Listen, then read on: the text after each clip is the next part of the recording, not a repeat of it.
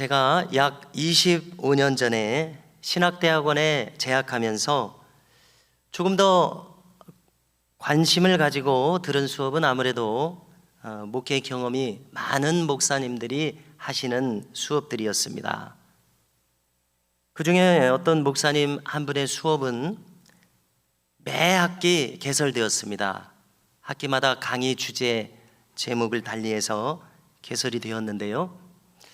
그분의 수업에 들어가면은 이제 목회자적인 자세와 경험 같은 것을 들을 수 있어서 다른 좀 많이 생각해야 되고 숙제도 많은 그런 수업보다는 편안한 마음으로 목회에 대한 자세를 배운다는 마음으로 수업을 매 학기 저도 듣게 되었습니다.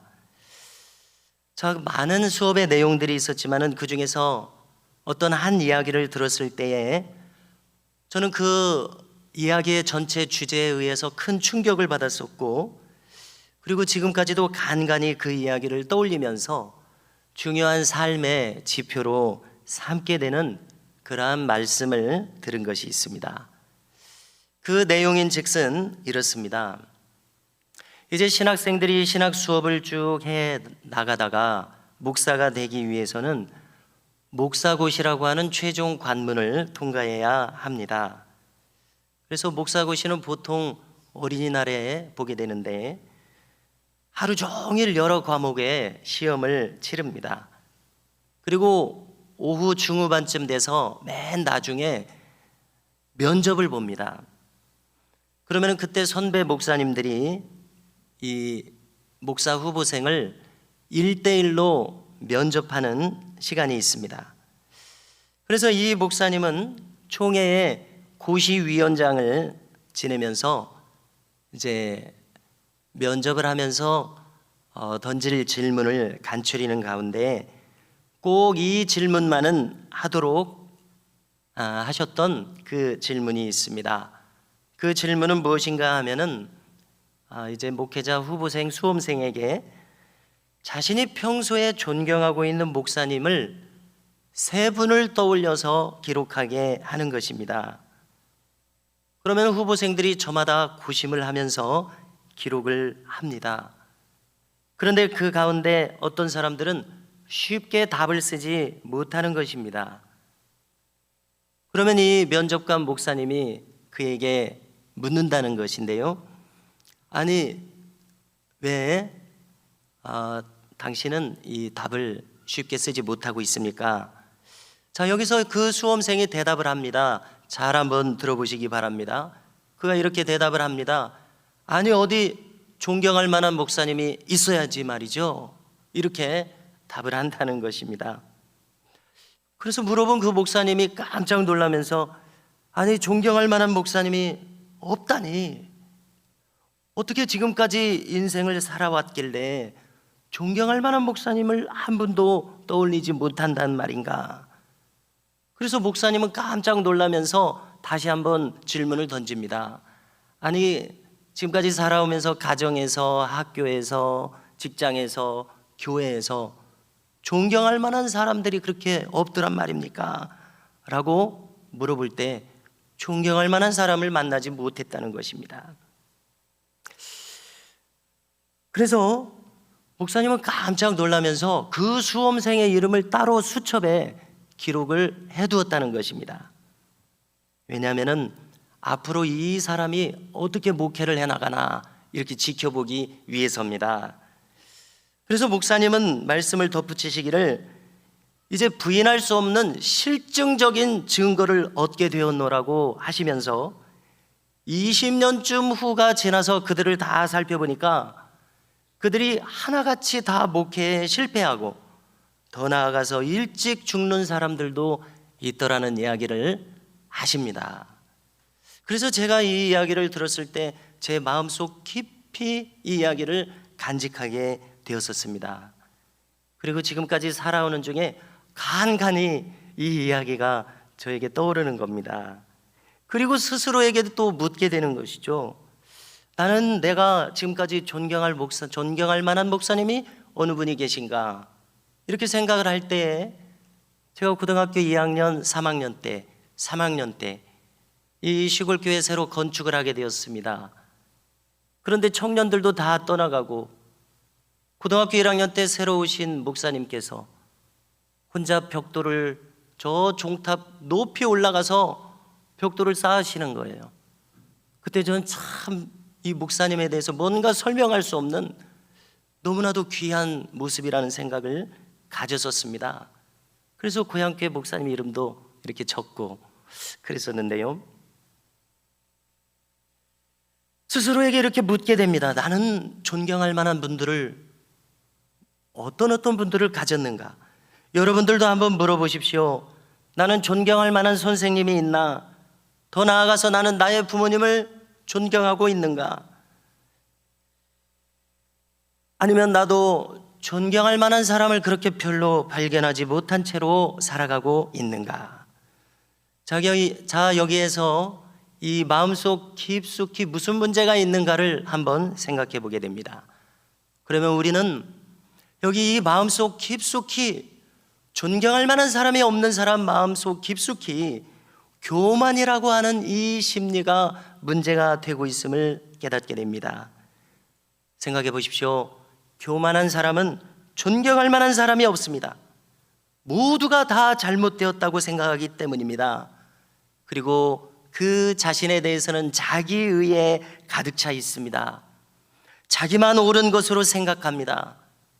분명합니다. 그것은 착각입니다. 곰곰이 돌이켜 보십시오. 나도 빈틈이 많은 사람입니다. 결코 완벽할 수가 없습니다. 나의 허물이 찾아보면 차고 넘칩니다. 자, 일본의 북해도에서 활동한 우찌무라 간조라고 하는 훌륭한 신앙인이 있습니다. 이분은 그분에게서 가서 배운 우리나라 출신의 많은 신앙인들에게도 영향을 미쳤는데요, 그 중에 함흥 출신의 김교신이라고 하는 위대한 신앙 위인의 스승이기도 합니다. 그리고 또 이 김교신은 저 유명한 마라토너 손기정의 스승이기도 합니다. 우찌무라 간조는 종종 설교를 하면서 제자들을 가르친 분이었는데요, 이분은 아무리 생각해도 저주받은 인생들이 있다고 이야기합니다. 그것을 세 가지 모습으로 간추리는데요, 첫째로 저주받은 사람은 하나님이 믿어지지 않는다는 것입니다. 어떤 사람은 이제 좀 믿어보려고 이성적으로 결심을 하고 노력을 하는데도 도무지 믿어지지 않는 사람이 있다고 합니다.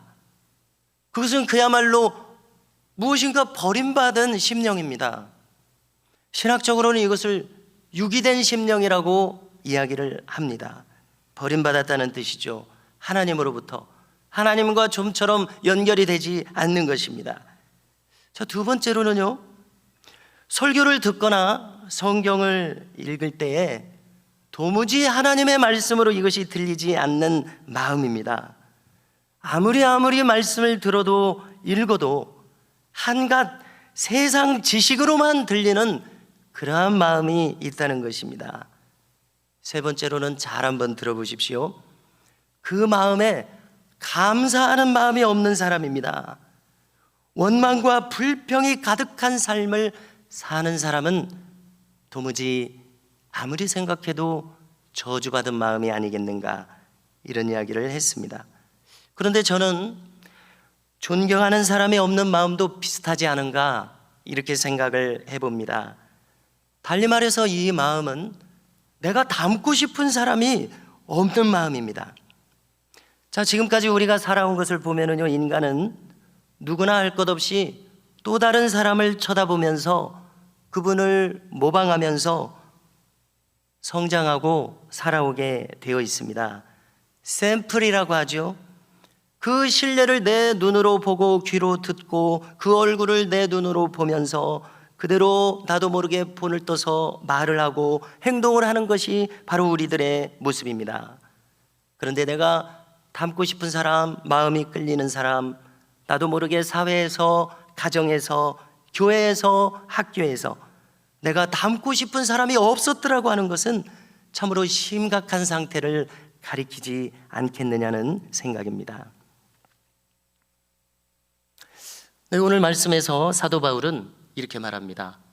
내가 너희와 같이 되었은즉 너희도 나와 같이 되기를 구하노라, 이렇게 말씀합니다. 자, 무슨 뜻인지 생각을 해보겠습니다. 자, 바울이 이 이방인인 갈라디아 교인들, 오늘날의 튀르키예 중부지방의 고원지대입니다. 산악지대입니다. 그들에게 전도하고자 할 때 먼저 바울이 그들과 같아졌다는 이야기입니다.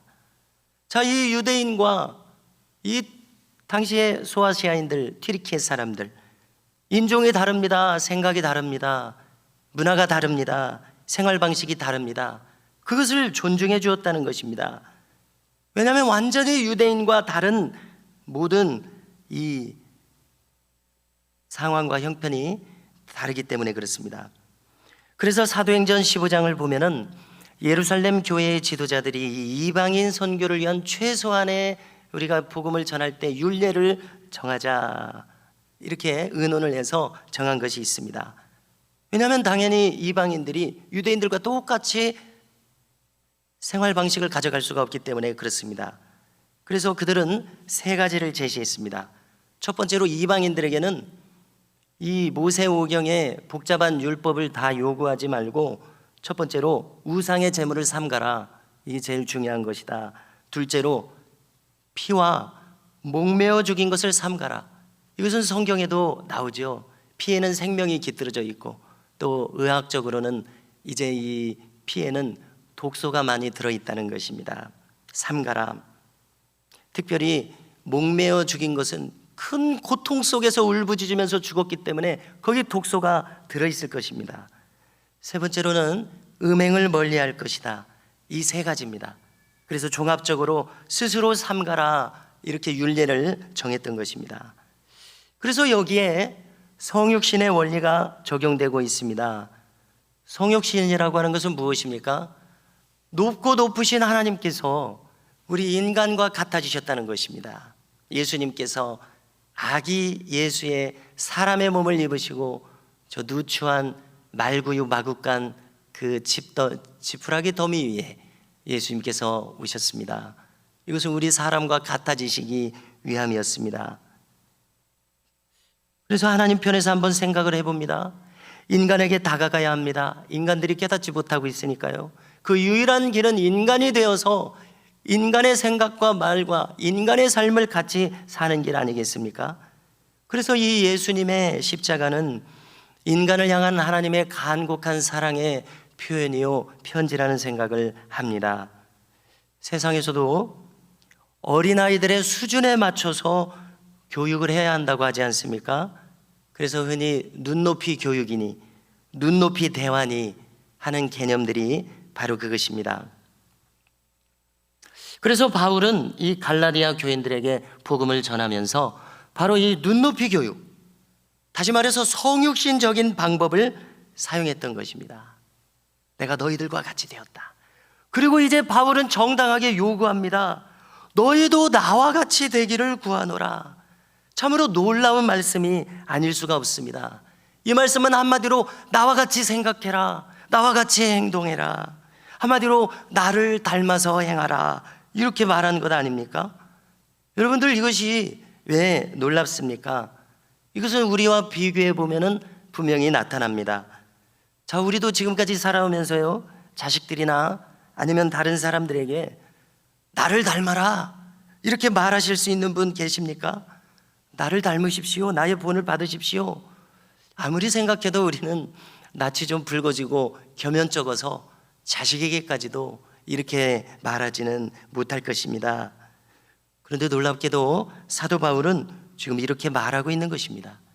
그래서 어떤 성경학자들은 여기서 사도 바울이 좀 과하다, 사도 바울이 너무 좀 독단적이 되지 않았느냐, 이렇게 평가하는 분들도 있습니다.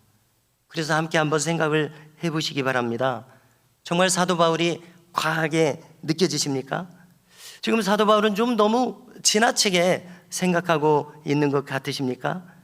여기 신앙의 지도자로서는 합당치 않게 교만한 마음을 지금 드러내고 있는 것 같습니까? 우리가 한번 곰곰이 생각해 보게 되는 주제라고 생각이 들어집니다. 놀랍게도 그런데 우리가 성경에서 발견할 수 있는 것은 사도 바울은 오늘 이 본문 여기서만 그렇게 말하지 않고 있더라는 것입니다. 몇 가지를 찾아보는데요. 사도행전 26장을 보니까 바울은 이제 가이사랴에 구금이 되어서 아그리빠 왕과 그의 누이이면서 이제 좀 부적절한 관계에 있는 버니게, 그리고 당시의 로마 총독인 베스도 총독, 그들 앞에서 말할 기회를 가지게 되었습니다. 자기 변호를 하는 것이죠. 그래서 사도행전 26장을 보면 길게 허락을 받아서 자기가 어떻게 예수님 만났는지 다메섹 도상에서 그 경험을 이야기를 쭉 합니다. 한 후에 이렇게 말합니다. 오늘 내 말을 듣고 있는 모든 분들도 다 이렇게 결박된 것 외에는 나와 같이 되기를 하나님께 원하나이다. 이렇게 말했습니다. 참 그 장면을 떠올려 보십시오. 정말 놀랍지 않습니까? 가이사랴에 그는 오랫동안 구금되어 있습니다. 그러나 할 수 없이 풀어주지 않으니까 로마 황제에게 상소를 했습니다. 그래서 이제 로마에 압송되어 재판을 받을 처지입니다. 손은 사슬이나 어떤 결박에 묶여 있습니다. 옷도 지난 2년간 감옥에서 좋은 옷일 수도 없습니다. 그의 행색을 떠올려 보십시오. 초라한 죄수입니다. 그런데 이렇게 결박된 것 외에는 여러분들도 나와 같이 되기를 원한다, 이렇게 말하고 있습니다. 거기 왕과 총독, 가장 높은 고관 대작들이 거드름을 피우며 앉아있는 자리입니다. 그래서 생각해 봅니다. 복음의 능력이란 바로 여기에 있구나. 담대한 마음과 자기 확증, 자기 신뢰, 자기 만족, 바로 이것이 복음의 능력이구나 깨닫습니다. 그래서 바울의 모습에서 정말로 참된 그리스도인의 모습을 발견하게 됩니다. 여기 스스로 크게 만족하고 있는 사람이 보이지 않습니까?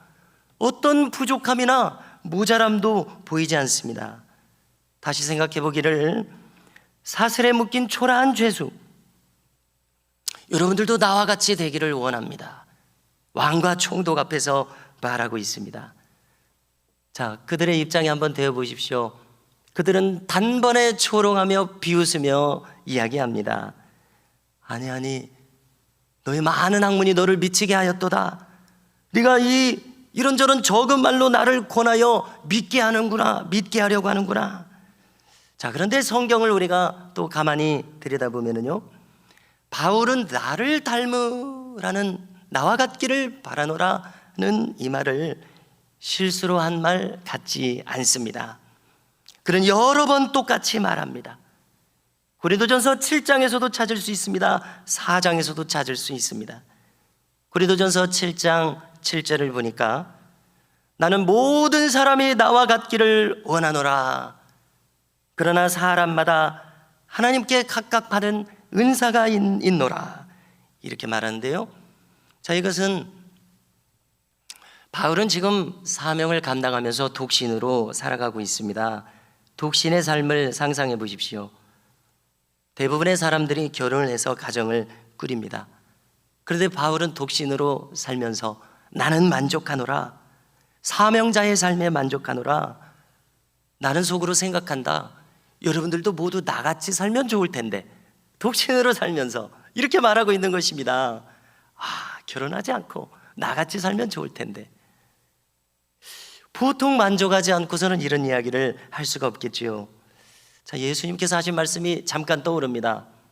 천국에서는 시집도 가지 아니하고 장가도 가지 아니한다고 하셨었죠. 하늘에 있는 천사와 같으니라, 이렇게 이야기를 하셨는데요, 어쩌면 바울은 이미 저 하늘에서 천사와 같은 그런 방식으로 살아가지 않았나, 좀 지나친 생각일지 모르겠습니다만은. 그리고 또 고린도전서 4장에서 이야기합니다. 그리스도 안에서 1만 스승이 있으되 아버지는 많지 아니하되 그리스도 예수 안에서 내가 복음으로써 너희를 낳았음이라. 그리고 이제 들어보십시오. 뭐라고 말씀하는가요?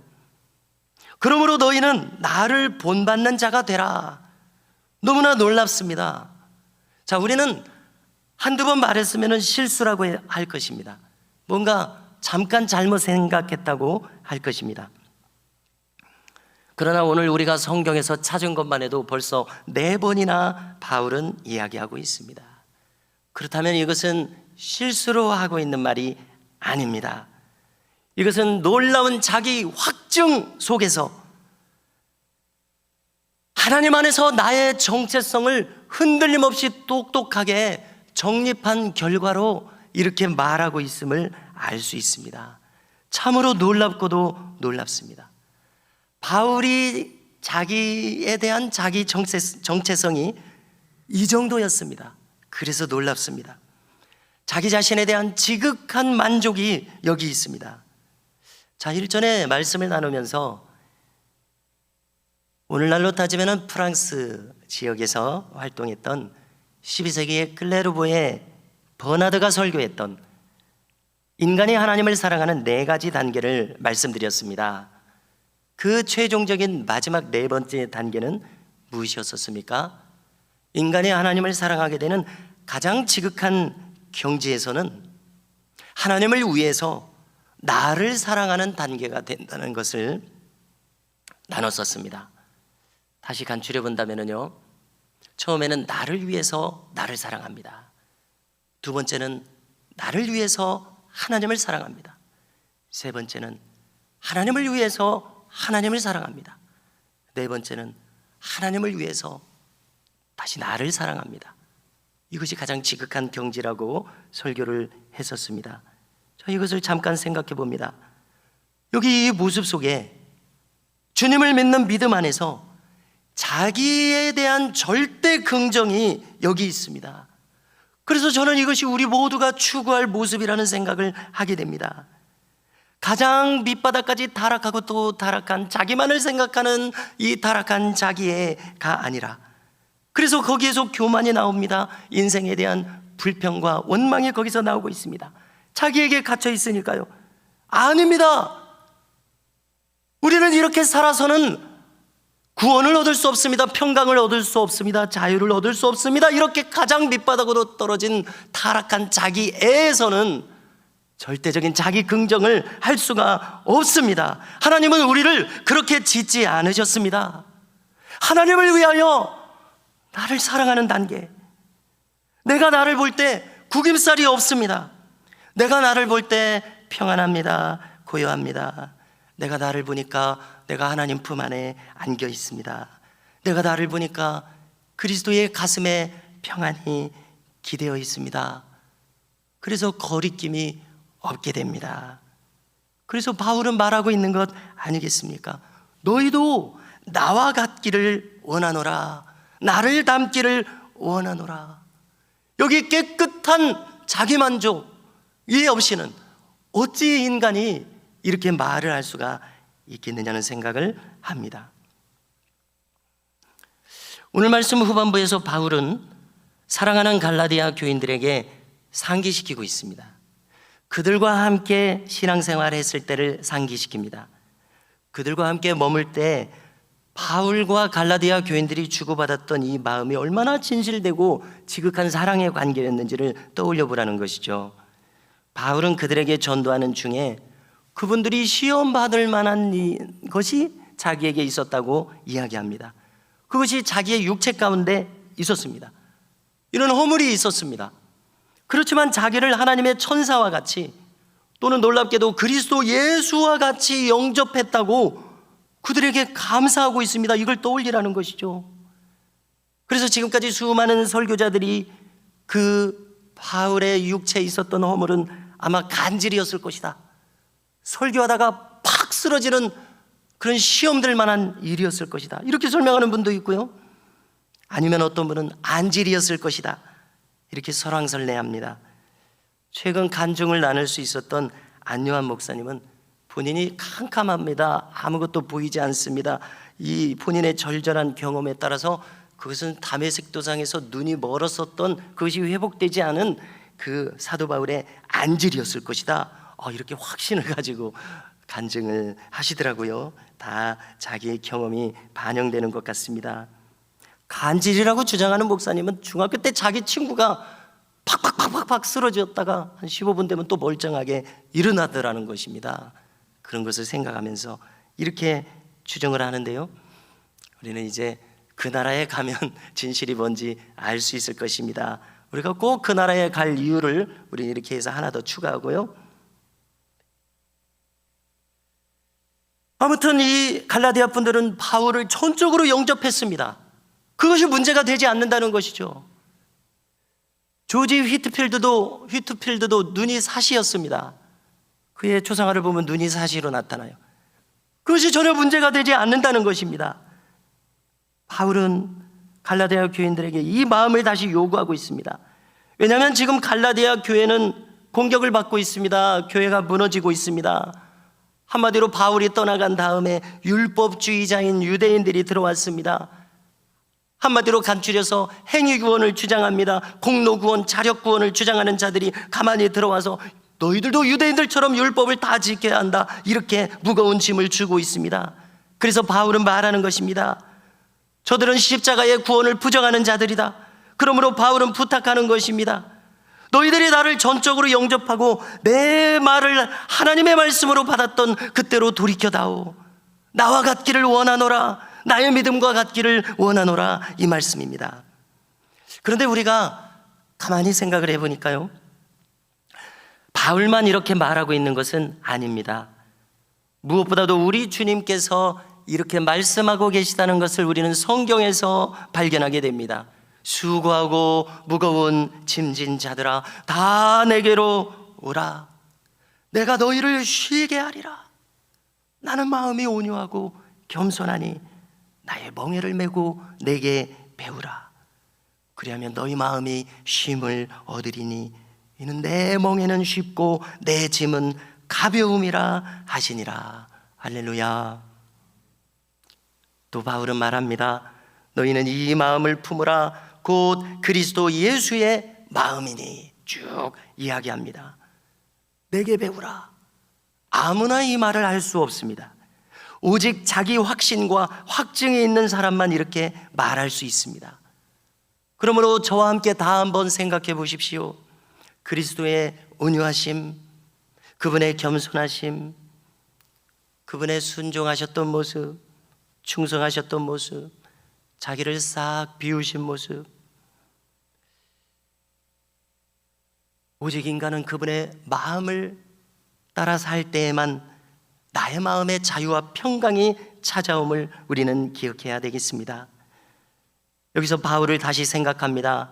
빌립보서 3장 10절에서 그는 이야기합니다. 내가 그리스도와 그 부활의 권능과 그 고난의 참여함을 알고자 하여 그의 죽으심을 본받아 어찌하든지 죽은 자 가운데서 부활에 이르려 하노니. 여기 바울이 자기가 어떻게 지금 무슨 마음으로 살아가고 있는지를 요약해주는 한 중요한 말씀을 듣게 됩니다. 바울이 자기를 닮으라고 한 것은, 이 말씀을 들어보십시오. 그가 그리스도의 죽으심을 본받는 바로 그 마음을 닮으라는 것임을 알 수가 있습니다. 즉 그리스도를 본받으라는 것입니다. 그 최종 목적도 이야기합니다. 부활에 참여하고자. 그래서 그의 십자가도 마다하지 않노라고 이야기합니다. 주님의 십자가에 도대체 무엇이 있길래 그렇습니까? 거기에 사랑이 있습니다. 용서가 있습니다. 자기 비움이 있습니다. 충성이 있습니다. 아버지 하나님을 향한 전적인 의탁이 거기 들어 있습니다. 누군가 말했습니다. 제자의 길이란 무엇인가? 세 가지로 이야기합니다. 그분을 나의 마음속에 전적으로 영접하는 것입니다. 그리고 전적으로 그의 길을 따르는 것입니다. 그리고 전적으로 자기를 바치는 것입니다. 그분을 전적으로 받아들이고 그분의 말씀을 전적으로 따르며 그분에게 나를 전부 던지는 것, 이것이 바로 그리스도를 닮는 삶의 모습이라고 믿습니다. 그러면 또 함께 떠올려 보십시오. 주님은 내 멍에를 지라고 하셨습니다. 한 겨리의 소, 즉 소 두 마리가 멍에를 함께 메고 밭을 가는 모습을 상상해 보십시오. 내 멍에를 지라는 것은 너 혼자 멍에를 지라는 것이 아니었습니다. 한쪽에서는 주님께서 멍에를 지고 다른 한쪽의 멍에를 나한테 지라는 것입니다. 그러면 그 멍에를 상상해 보십시오. 그리스도와 함께 지는 그 멍에는 쉽습니다. 나 혼자 외따로이 지는 멍에가 아닙니다. 그분과 함께 멍에를 매며 그분의 길을 함께 가는 것, 이것이 바로 성도의 삶인 줄로 믿습니다. 그러면 그 멍에는 쉽고 그 짐은 가볍습니다. 우리가 왜 이 땅을 힘겨이 살아가야 합니까? 이렇게 쉽게 살 수 있는 길이 있는데 말입니다. 그러므로 바울은 말합니다. 오늘도 너희도 나와 같기를 원하노라. 이 길에 우리 모두는 초청을 받고 있음을 믿으시기 바랍니다.